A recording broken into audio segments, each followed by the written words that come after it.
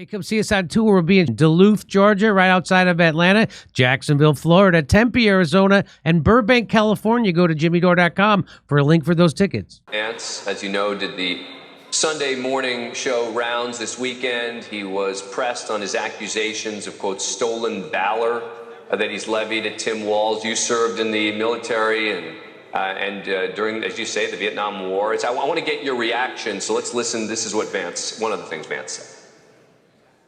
Criticized his retirement decision, and most importantly, Dana, I criticized his lying about his own record, okay? This is a guy who was captured on video saying, I carried a gun in war. He never went to war. I'm not criticizing Tim Walz's service. I'm criticizing the fact that he lied about his service for political gain. What do you make of that?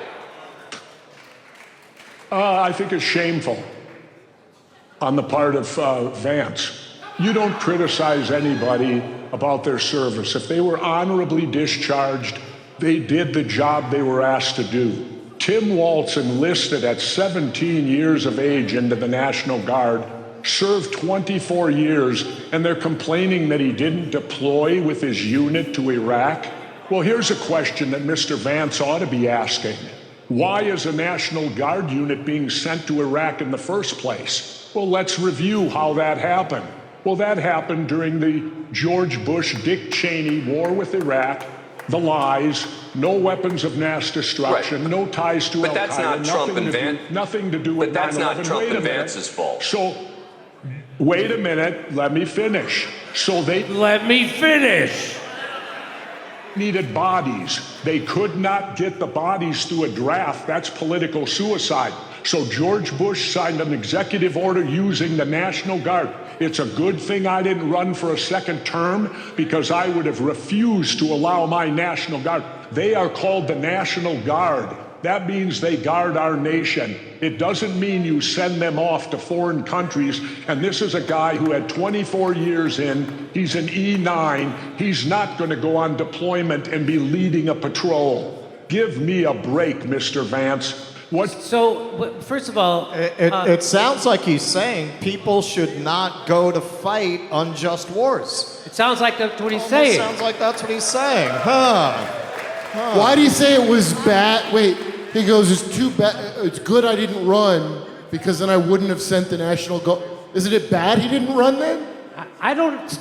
He just got done calling Trump a rich white boy draft dodger for not deploying to Vietnam, but it's cool not to go to Iraq. Hey, I think both of those wars were evil and stupid, and good for those guys for dodging them. I just don't get why he thinks Nam was not a good war to dodge. I don't understand that. Well, forgive me for having incongruent opinions about war. Also, J.D. Vance didn't criticize him for not going. He criticized him for lying and acting like he went. That's what we're criticizing him for. It's called stolen valor. He didn't actually serve in the war zone. He went to fucking Italy. That's totally different. By the way, J.D. Vance does look weird as shit. He looks fucking weird.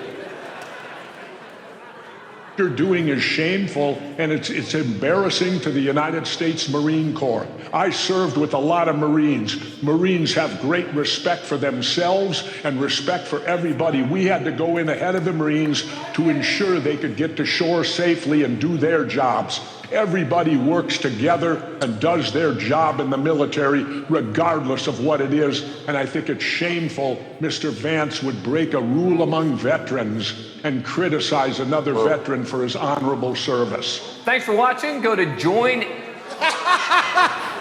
Look at him. He looks like the ghoul from Poltergeist 2. Hey, child.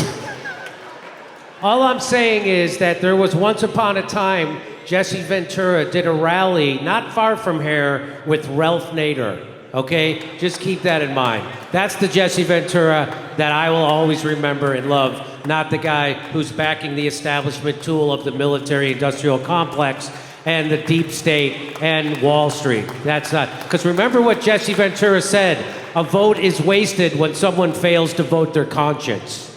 So... I'm being selfish. I don't want to die without a clam in office. Have you ever wondered what happened to the legendary Chuck Norris? I recently saw a video he made. I saw it. And I was shocked. He's in his 80s and he's still kicking butt and working out and staying active. He actually is. What's even more shocking is he's stronger, can work out longer, and even has plenty of energy left over for his grandkids. It actually inspired me to stay in shape. Honest. Because, you know what? I want to be in my 80s. I want to be able to still enjoy it, right?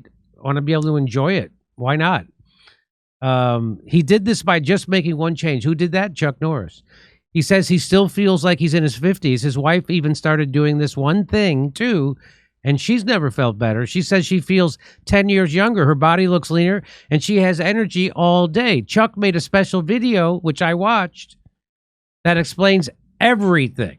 Make sure you watch it by going to chuckdefense.com/Jimmy or by clicking in the link below this video. It will change the way you think about your health. Once again, that's chuckdefense.com/Jimmy. And click on the link in the description below and watch the video. You won't believe how simple it is.